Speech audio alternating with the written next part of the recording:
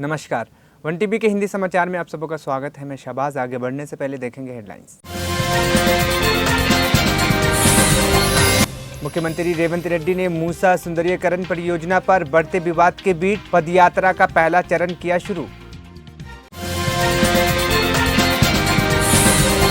मुख्य न्यायाधीश डी.वाई. चंद्रचूड़ का बयान, न्यायपालिका की स्वतंत्रता का मतलब सरकार के खिलाफ फैसला देना नहीं। प्रियंका गांधी ने बीजेपी पर भूस्खलन हादसे का राजनीतिक करने का लगाया आरोप।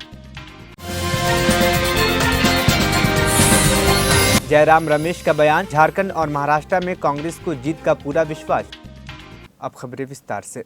मुख्यमंत्री रेवंत रेड्डी ने स्थानीय निकायों में पिछड़े वर्गों बीसी के आरक्षण को बिना किसी कानूनी रुकावट से सुचारू रूप से लागू करने के लिए एक आयोग की स्थापना की है। इस पहल को बीसी संघों से भरपूर सराहना मिली है। हाल ही में आयोजित एक बैठक में बीसी कल्याण संघ के राष्ट्रीय अध्यक्ष और पूर्व सांसद विधायक दानम नागेंद्र और मछुआरा निगम के अध्यक्ष साई कुमार ने मुख्यमंत्री रेवंत रेड्डी से मुलाकात की और उन्हें इस कदम के लिए धन्यवाद दिया। मुख्यमंत्री रेवंत रेड्डी ने मूसा नदी सुंदरीकरण के लिए पदयात्रा की शुरुआत करेंगे। मुंगेर जिले के बलीगुंडा मंडल से शुरू होने वाली यह पदयात्रा स्थानीय लोगों से संवाद कर मूसा नदी और इसके आसपास के क्षेत्रों पर प्रदूषण के प्रभाव के बारे में जागरूकता फैलाएगी। रेवंत रेड्डी ने इस यात्रा के दौरान विपक्ष के झूठे प्रचार का मुकाबला करने और नागरिकों से परियोजना के समर्थन का आह्वान किया। भारत के मुख्य न्यायाधीश डी.वाई. चंद्रचूड़ ने सोमवार को इंडियन एक्सप्रेस ग्रुप के एक कार्यक्रम में कहा कि न्यायपालिका की स्वतंत्रता का ये मतलब नहीं है कि हर बार सरकार के खिलाफ ही फैसला दिया जाए। उन्होंने यह स्पष्ट किया है कि न्यायपालिका की स्वतंत्रता का असल अर्थ सरकार के प्रभाव से मुक्त रहना है। मुख्य न्यायाधीश ने इस पर भी खेद व्यक्त की कि कुछ दबाव समूह मीडिया के जरिए अदालतों पर दबाव डालने की कोशिश करते हैं ताकि फैसला उनके पक्ष में हो। उन्होंने जोर देते हुए कहा है कि न्यायाधीशों को हमेशा अपनी अंतरात्मा की आवाज़ सुननी चाहिए और केवल कानून और संविधान के आधार पर निर्णय लेना चाहिए, न कि बाहरी दबाव के तहत।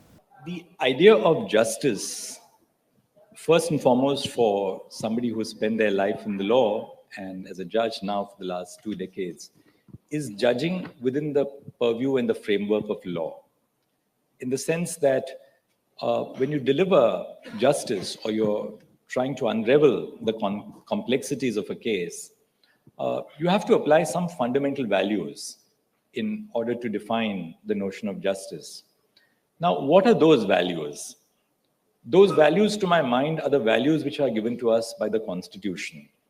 And those values are not abstruse. Those values are very simple. The fundamental value and the most important of them is the value of human dignity. Valuing every life as equal to another life.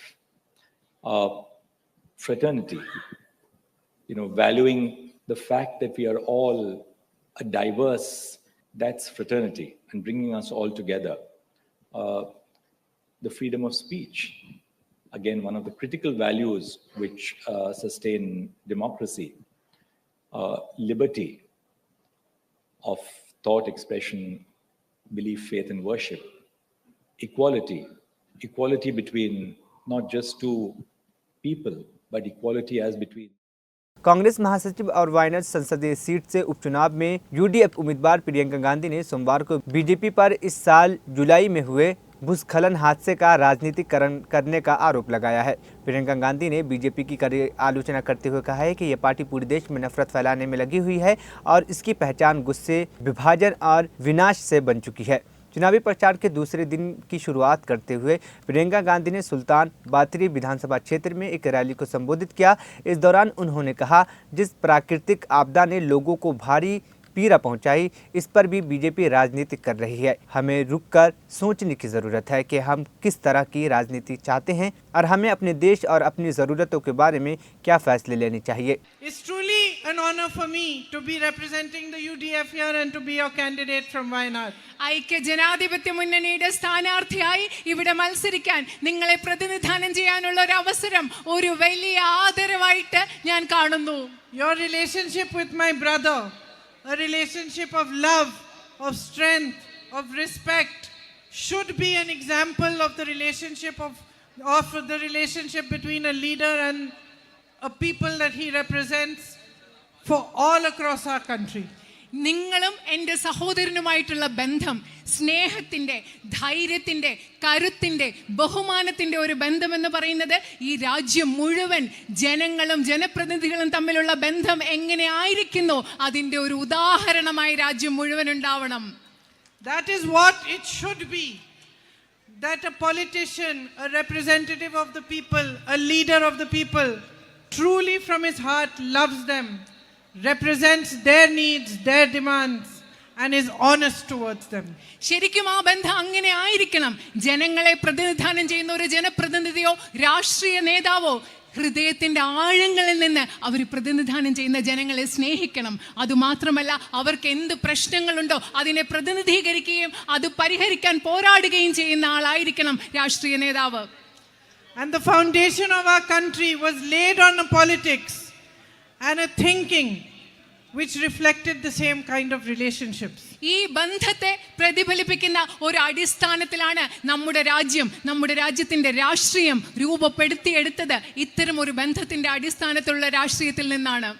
Had it not been for your strength and your support, my brother would not have had the courage to walk from Kanyakumari to Kashmir and to travel from Manipur to Mumbai in the name of peace, in the name of unity, and in the name of India. സമാധാനത്തിന് വേണ്ടി, ഈ രാജ്യത്തിന് വേണ്ടി, ഈ രാജ്യത്തിന്റെ ഐക്യത്തിന് വേണ്ടി കന്യാകുമാരിയിൽ നിന്ന് കാശ്മീർ വരെയും മണിപ്പൂരിൽ നിന്ന് ബോംബെ വരെയും യാത്ര ചെയ്യാനുള്ള ധൈര്യം നിങ്ങളില്ലായിരുന്നെങ്കിൽ എൻ്റെ സഹോദരൻ ഉണ്ടാവുമായിരുന്നില്ല. It's true, it's you who gave him the strength to do it, and we are really grateful to you for it. അത് സത്യമാണ്. നിങ്ങളാണ് അങ്ങനെ നടക്കാനുള്ള ധൈര്യം എൻ്റെ സഹോദരന് നൽകിയത്. അതിന് ഞങ്ങൾ നിങ്ങളോട് കടപ്പാടുള്ളവരാണ്. So my brother has been explaining to me what are the main issues here in Wayanad, but also as I'm traveling and I'm meeting more and more of you, I'm beginning to understand this for myself. എൻ്റെ സഹോദരൻ വയനാട്ടിൽ നിങ്ങൾ നേരിടുന്ന പ്രധാന പ്രശ്നങ്ങൾ എന്താണെന്ന് എനിക്ക് വിശദീകരിച്ച് തന്നിട്ടുണ്ട്. അതുമാത്രമല്ല, ഞാൻ വയനാട്ടിൽ ദിവസം സംസാരിക്കുകയും സഞ്ചരിക്കുകയും നിങ്ങളോട് ഓരോരുത്തരോട് സംസാരിക്കുകയും ചെയ്യുമ്പോൾ ഞാൻ തനിയെ മനസ്സിലാക്കി തുടങ്ങിയിരിക്കുന്നു നിങ്ങളുടെ പ്രധാനപ്പെട്ട പ്രശ്നങ്ങൾ എന്തൊക്കെയാണെന്നുള്ളത്. And what I'm understanding is that there is great potential here, but at the same time there are also great difficulties. ഞാൻ മനസ്സിലാക്കുന്നത് എന്ന് വെച്ചാൽ വയനാട്ടിൽ വളരെയധികം സാധ്യതകളുണ്ട്, അതേസമയം നിങ്ങൾക്ക് വളരെയധികം ബുദ്ധിമുട്ടുകളും മറ്റൊരു വശത്തുള്ളതായി ഞാൻ മനസ്സിലാക്കുന്നു. You have a extensive farming community here. I just stopped on the way. I saw some Manrega workers working. I saw some coffee workers also working under the coffee trees. ഇവിടെ നിങ്ങൾക്ക് വളരെ വിപുലമായ ഒരു കർഷക സമൂഹമുണ്ട്. ഞാൻ ഇങ്ങോട്ട് വരുമ്പോൾ മഹാത്മാഗാന്ധി ദേശീയ ഗ്രാമീണ തൊഴിലുറപ്പ് പദ്ധതിയുടെ ഭാഗമായിട്ട് പ്രവർത്തിക്കുന്ന കുറച്ച് പേരെ കണ്ടു. അതുപോലെ കാപ്പി കൃഷി നടത്തുന്ന കാപ്പി മരങ്ങൾക്ക് താഴെ അവരെ ഞാൻ വരുമ്പോൾ കാണുകയുണ്ടായി. We need much more focus on agriculture, on food processing especially. നമ്മൾ കൃഷിയിൽ കൂടുതൽ ശ്രദ്ധ കേന്ദ്രീകരിക്കേണ്ടതുണ്ട്. അതുപോലെ ഭക്ഷ്യ സംസ്കരണത്തിലും കൂടുതൽ ശ്രദ്ധിക്കേണ്ടതുണ്ട്. So that the work that you do daily, the work that farmers do, they toil for the country to feed us all, that should actually come to fruition. അതല്ല, നിങ്ങൾ ഓരോ ദിവസവും ഇവിടുത്തെ കർഷകരെന്ന് പറയുന്നത് ഈ രാജ്യത്തിന് അന്നം നൽകാൻ വേണ്ടി ദിവസവും കഷ്ടപ്പെടുന്നവരാണ്. അവർ ചെയ്യുന്ന പ്രവൃത്തിക്ക് ഒരു ഫലം ഉണ്ടാവണം. I know that they have faced a lot of difficulties lately. There has been a fall in the prices of crops that has deeply affected them. എനിക്കറിയാം കർഷകർക്ക് വലിയ പ്രശ്നങ്ങളുണ്ട്. അടുത്ത കാലത്ത് കാര്യമായിട്ട് വിളകളുടെ വില കുറഞ്ഞിട്ടുണ്ട്. അത് നിങ്ങളെ വളരെയധികം ബാധിച്ചിട്ടുണ്ട്. Dairy farmers are especially affected. ക്ഷീര കർഷകർക്ക് വലിയ ബുദ്ധിമുട്ടുള്ളതായി അറിയാം. They need support. അവർക്ക് പിന്തുണ ആവശ്യമുണ്ട്. They suffer a lot due to the man-animal conflict. മനുഷ്യ വന്യജീവി സംഘർഷം മൂലം അവർ വളരെയധികം ബുദ്ധിമുട്ടുന്നുണ്ട്. Loss of cattle, loss of crop, loss of life. കന്നുകാലികൾ നഷ്ടപ്പെടുന്നു, വിളകൾ നഷ്ടപ്പെടുന്നു, അത് മാത്രമല്ല ഒരുപാട് ജീവനും നഷ്ടപ്പെടുന്നു. I just met the widow and daughter of a gentleman who had been crushed by a wild elephant some time back. ഒരു കാട്ടാനയാൽ കൊല്ലപ്പെട്ട ഒരു മനുഷ്യന്റെ അദ്ദേഹത്തിന്റെ ഭാര്യയും കുഞ്ഞിനെയും ഒക്കെ മകളെയൊക്കെ ഞാൻ കുറച്ചു മുമ്പ് കാണുകയുണ്ടായി. She told me how when her husband was injured and she took him to the what is called the medical college, they referred him to Kozhikode. And by the time he reached there, he had already passed away. എന്നോട് അവർ പറയുകയുണ്ടായി, അവരുടെ ഹസ്ബൻഡിന്, ഭർത്താവിന് ആ കാട്ടാന ആക്രമണത്തിൽ മുറിവേറ്റപ്പോൾ ഇപ്പം നിങ്ങൾ മെഡിക്കൽ കോളേജ് എന്ന് പറയുന്ന സ്ഥലത്തേക്ക് അവിടെ കൊണ്ടുപോയപ്പോൾ അവിടെ സൗകര്യങ്ങളില്ലായിരുന്നു. അദ്ദേഹത്തെ കോഴിക്കോട് മെഡിക്കൽ കോളേജ് ആശുപത്രിയിൽ കൊണ്ടുപോകാൻ പറഞ്ഞു. അവിടെ കോഴിക്കോട് കൊണ്ടുചെന്നപ്പോഴത്തേക്കും അദ്ദേഹം മരിച്ചുപോയി. And his daughter told me how important it is that that medical college should be fully equipped with facilities. അപ്പോൾ അദ്ദേഹത്തിന്റെ മകൾ എന്നോട് പറയുകയായിരുന്നു, നിങ്ങൾക്ക് എത്രമാത്രം പ്രധാനപ്പെട്ടതാണ് ഇവിടെ മെഡിക്കൽ കോളേജ് എന്ന് പറയുന്ന ആ സ്ഥലത്തെ എല്ലാവിധ സൗകര്യങ്ങളും ഉണ്ടാകേണ്ട ഒരു മെഡിക്കൽ കോളേജ് നിങ്ങൾക്ക് വേണ്ടത് എത്ര പ്രധാനപ്പെട്ടതാണെന്ന് പറയുകയുണ്ടായി. I know that my brother has tried very hard and voiced your demand for the medical college again and again, and due to that the status of the hospital has been changed, but the facilities have still not been given. എനിക്കറിയാം എൻ്റെ സഹോദരൻ medical college എന്ന് പറയുന്ന നിങ്ങളുടെ ആവശ്യത്തിന് വേണ്ടി എത്രമാത്രം കഷ്ടപ്പെട്ടിട്ടുണ്ട്, എത്രമാത്രം സമ്മർദ്ദം ചെലുത്തിയിട്ടുണ്ട്. അദ്ദേഹത്തിന്റെ പ്രവർത്തികളുടെ ഫലമായി അവിടെ മെഡിക്കൽ കോളേജ് എന്നുള്ള പേര് മാറ്റി മെഡിക്കൽ കോളേജ് എന്നാക്കി. പക്ഷേ അവിടെ ആവശ്യത്തിനുള്ള സംവിധാനങ്ങളും സൗകര്യങ്ങളും ഇതുവരെ ഉണ്ടായിട്ടില്ല. And every single day that I am here, person after person tells me how this is the most important thing for you. I want to reassure you that I will keep fighting for it, and I will pressurize the government as much as possible so that you get the facilities that you deserve. ഞാൻ ഇവിടെയുള്ള ഓരോ ദിവസവും ഞാൻ കണ്ടുകൊണ്ടിരിക്കുന്ന ഓരോരുത്തരും മാറി മാറി എന്നോട് പറഞ്ഞുകൊണ്ടിരിക്കുകയാണ്, മെഡിക്കൽ കോളേജ് എന്നത് നിങ്ങൾക്ക് എത്ര പ്രധാനപ്പെട്ട ഒരു ആവശ്യമാണെന്ന്. ഞാൻ നിങ്ങൾക്ക് ഉറപ്പ് നൽകുകയാണ്, എനിക്കാവുന്ന വിധത്തിൽ എത്രമാത്രം പോരാടാൻ സാധിക്കുമോ അവിടെ എല്ലാവിധ സൗകര്യങ്ങളും ഉണ്ടാകാൻ വേണ്ടി ഞാൻ പോരാടുമെന്ന്.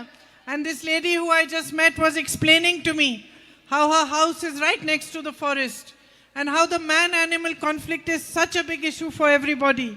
I am also aware that certain areas have been declared buffer zones, and certain villages have now come in, those settlements have come in those buffer zones, and rules have changed. So everything has changed for the people living there, but they were not even consulted. അത് മാത്രമല്ല, ഞാനിപ്പോൾ കണ്ട ഒരു സ്ത്രീ എന്നോട് പറയായിരുന്നു, അവരുടെ വീട് എന്ന് പറയുന്നത് കാട്ടിനടുത്താണ്. അതുകൊണ്ട് ഈ മനുഷ്യ വന്യജീവി സംഘർഷം വരുമ്പോൾ അവർക്ക് എത്രമാത്രം ബുദ്ധിമുട്ടുണ്ടാകുന്നു. അതുമാത്രമല്ല, ബഫർ സോൺ പുതുതായിട്ട് പ്രഖ്യാപിക്കുമ്പോൾ നിങ്ങൾ മനുഷ്യർ താമസിക്കുന്ന സ്ഥലങ്ങളൊക്കെ ബഫർ സോണിലാകുകയാണ്. പെട്ടെന്നൊരു ദിവസം പുതിയ നിയമങ്ങൾ വരുന്നു. അതുകൊണ്ടൊക്കെ നിങ്ങൾക്ക് എത്ര ബുദ്ധിമുട്ടാണ് ഉണ്ടാകുന്നതെന്ന് എനിക്കറിയാം. So while the forest has to be protected and animals also have to be protected, but human life is above that. And we have to do all we can to protect human life, to protect your settlements, and to protect you from this continuous problem that you're facing. നമുക്കറിയാം, നമ്മൾ പ്രകൃതിയെ സംരക്ഷിക്കേണ്ടതുണ്ട്.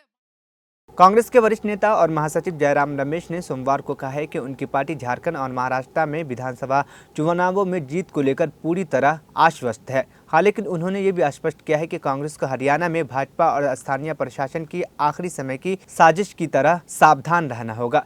एक interview के दौरान जयराम रमेश ने कहा, झारखंड और महाराष्ट्र में कांग्रेस का मजबूत गठबंधन है और हमें विश्वास है कि यह गठबंधन अच्छे चुनावी नतीजे लाएंगे। हम झारखंड में भी जीत की उम्मीद करते हैं क्योंकि हम वहां एकजुट होकर लड़ रहे हैं। उन्होंने ये भी कहा है कि महाराष्ट्र में मुख्यमंत्री का चेहरा 23 नवंबर को चुनावी नतीजों के बाद लिया जाएगा। 20 सीटों में हमारी शिकायत थी, 20 सीटों में शिकायत थी, कागजात थे, हमने सबूत भी दिया, पेश किया, बातचीत हुई और चुनाव आयोग ने कहा हम इसकी जांच करवाएंगे। ठीक है, 20 दिन बाद हम 9 तारीख को मिले और 20 दिन बाद चुनाव आयोग का हमें जवाब आता है। वो जवाब ही नहीं है। जो हमारे स्पेसिफिक आरोप हैं, हमारे जो स्पेसिफिक चार्जेस हैं, जो हमारी शिकायतें थी, उस पर तो कोई टिप्पणी नहीं की, उस पर तो कोई जांच नहीं हुई है। अपने आप को क्लीन चिट देते हैं और वो ही नहीं, वो लिखते हैं कि हमने आपसे मुलाकात की। ये इससे बड़ी बात क्या हो सकती है? अरे आपने क्या हम पर कोई एहसास किया है? हम राजनीतिक दल हैं, हमारा आपसे मिलना हमारा हक बनता है, हमारा अधिकार बनता है। आप एक चुनावी संस्था है, संवैधानिक संस्था है, आपका कर्तव्य बनता है। कर्तव्य पथ से आप दूर नहीं है, निर्वाचन सदन कर्तव्य पथ के पास ही है, पर आप अपना कर्तव्य भूल रहे हैं। आपका कर्तव्य क्या है? राजनीतिक दलों से मिलना, उनको सुनना। पर जो जवाब आता है, चौंका देने वाले जवाब है। मैं तो हैरान हो गया, मैंने कभी ऐसा जवाब नहीं पढ़ा है। और जैसे शिकायत अराजकता आप फैला रहे हैं, सिविल अनरेस्ट फैला रहे हैं। अरे ये क्या जवाब है? तो हमने 20 सीटों पर शिकायतें दी हैं, उस पर आप कहिए कि ये सही है, ये सही नहीं है, हमने ये जांच कर, वो ठीक है, हम लोग तो तैयार थे, ठीक है, हम दल मिले, हम शिकायतें हमने उनके सामने रखे और उन्होंने हमें जवाब दी, उस पर हम बिल्कुल इस मामले को बंद करने वाले थे। पर जिस तरीके से उन्होंने जवाब दिया, उस जवाब का जवाब काउंटर जवाब देना, और हमने वो जवाब दिया है, तो मेरी गुजारिश है चुनाव आयोग से, आप समझिए आपका कर्तव्य क्या है। आपका कर्तव्य है सुनना, पार्टियों को गाली नहीं देना, पार्टियों को बदनाम नहीं करना, और जो नॉन बायोलॉजिकल प्रधानमंत्री के आदेश पर काम नहीं करना।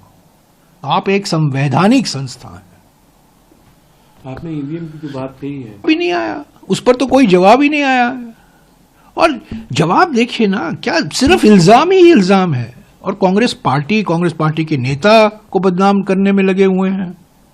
और सबसे बड़ी बात, अराजकता हम फैला रहे हैं, सिविल अनरेस्ट हम फैला रहे हैं।